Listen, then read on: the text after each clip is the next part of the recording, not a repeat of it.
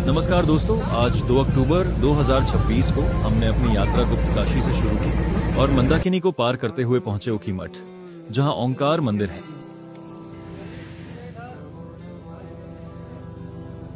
यह वही पवित्र स्थान है जहां सर्दियों में भगवान केदारनाथ की पूजा होती है, जब केदारनाथ धाम बर्फ से ढक जाता है।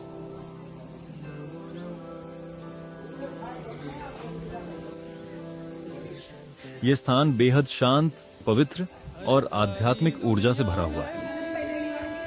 इसके बाद हम पहुंचे चोपता वैली, जिसे मिनी स्विट्जरलैंड कहा जाता है। चारों तरफ फैली हरियाली, बुग्याल और हिमालय के भव्य दृश्य, यहाँ का हर नजारा मन को मंत्रमुग्ध कर देता है।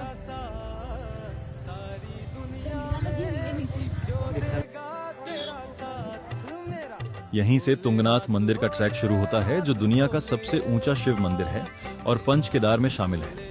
यहाँ कुछ समय बिताकर हमने प्रकृति के अद्भुत रूप का आनंद लिया।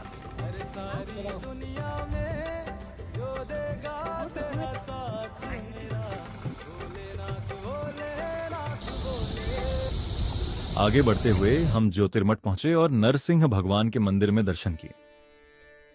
ये मंदिर भगवान विष्णु के नरसिंह अवतार को समर्पित है। यहाँ एक रहस्यमयी मान्यता भी है कि मंदिर में स्थित मूर्ति की एक भुजा धीरे धीरे पतली हो रही है। कहा जाता है कि जिस दिन यह भुजा पूरी तरह टूट जाएगी, उस दिन बद्रीनाथ जाने का मार्ग बंद हो जाएगा। यह विश्वास इस मंदिर को और भी विशेष बनाता है।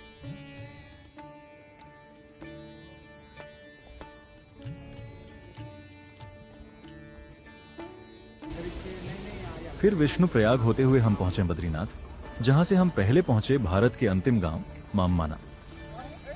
यहां पहुंचते ही एक अलग ही शांति और सुकून का अनुभव होता है।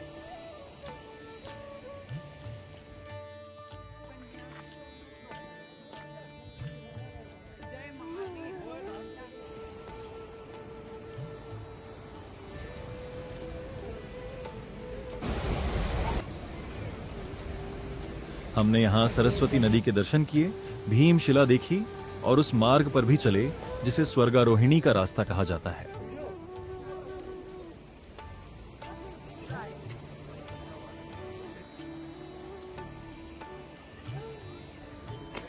केदारनाथ में इतने थके जितने यहाँ थक रहे हैं। इसके बाद हमने गणेश गुफा और व्यास गुफा के दर्शन किए। व्यास गुफा के बारे में मान्यता है कि यहीं बैठकर महर्षि व्यास जी ने महाभारत और पुराणों की रचना की थी और पास में स्थित गणेश गुफा में गणेश जी ने इसे लिखा था।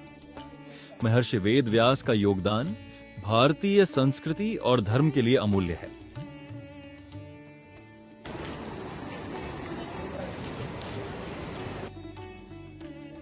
शाम के समय हम बद्रीनाथ धाम पहुंचे और भगवान बद्रीनाथ के दर्शन किए। वो पल सच में अविस्मरणीय था।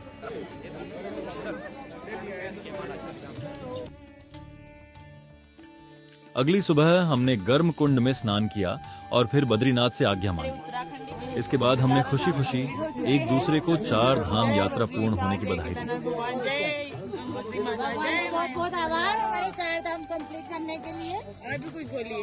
4 धाम कंप्लीट सक्सेसफुल, मजा आ गया। नमन भैया, आप क्या बोलना चाह रहे हैं? जय श्री केदार, हमारे 4 धाम संपन्न हुए। चलो। हम बद्रीनाथ से हरिद्वार पहुंचे, जहां शांति कुंज में एक रात रुके। दोस्तों, यह यात्रा हमारे जीवन की सबसे खूबसूरत और जीवन बदल देने वाली यात्राओं में से एक है।